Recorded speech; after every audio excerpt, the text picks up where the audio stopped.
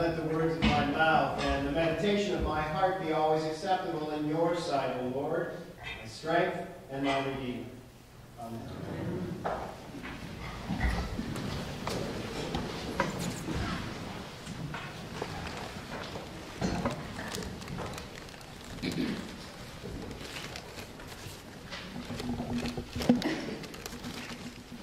This church never misses a chance to warm my heart. You did it again last Sunday.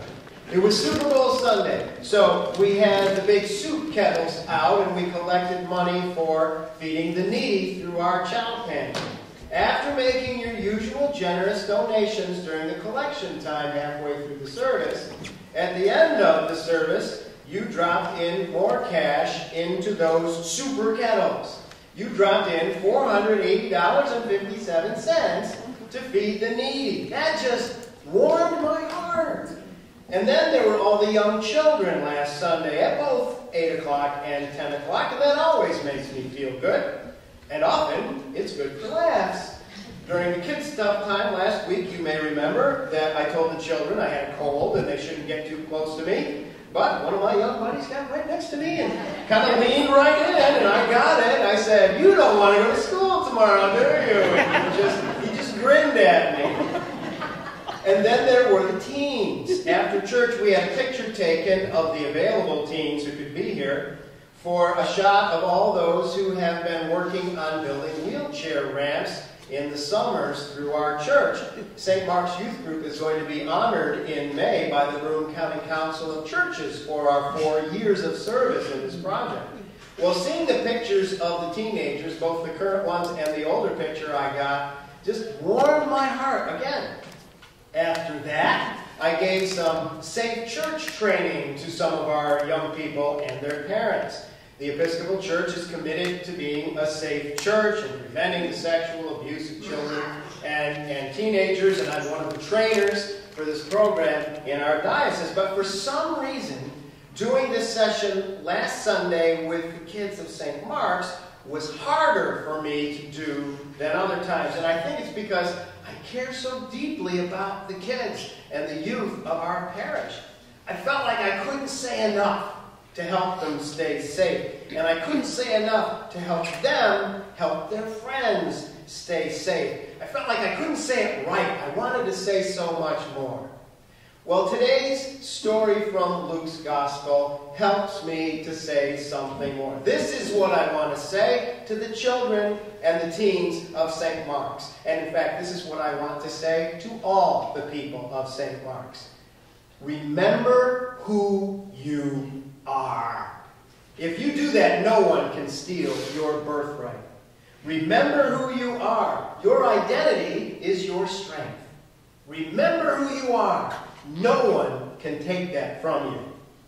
Think about this story Luke tells us. Jesus goes up on this mountain with his friends, and before their eyes, he is somehow transfigured.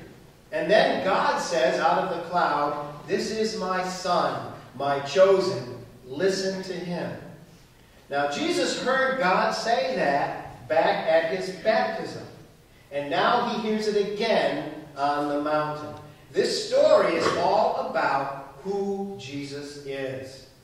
The church tells this story always on the Sunday before Lent begins, and we do it for a reason. Lent is the season we focus on the cross and the suffering and the sorrows of Jesus. Well, here, before it all begins, Jesus hears God say who he is again. And so this vision is not just for the friends of Jesus.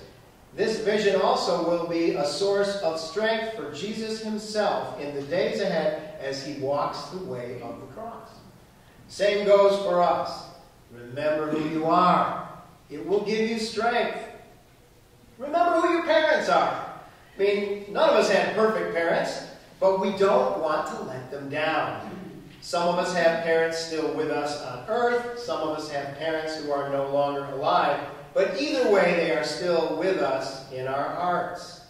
We hear their voices, and we know the best things they want for us and from us. Now, granted, sometimes those voices can drive us nuts and bring us guilt. And yet, at their best, the voices of our parents in our hearts call us to live better and to be better. Remember who your parents are. Remember who you are. And then there's your church. Remember that you are part of St. Mark's Church. Not a perfect church, but a special one. This church strives to be a community of compassion. This church wants to help heal the world. This church hopes to spread joy. Remember that you're part of all this. Remember who you are. And then there is your baptism. Almost all of you have been baptized, and that means something. It means that we now strive for justice and peace among all people and respect the dignity of every human being. It means that we have been washed and renewed. It means that we are a set of hands for Christ, a pair of feet for Christ, a heart for Christ in a world that too often seems Christless. In baptism, you have been marked as Christ's own forever. Remember who you are. You always warm my heart, and I believe that you also always warm the heart of God. Remembering your identity will bring you joy and guidance and strength for the journey.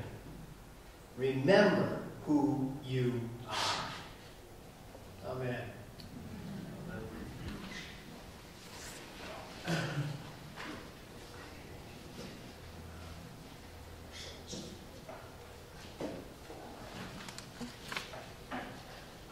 We turn to page 358 in the prayer book and stand together for the creed. Page 358.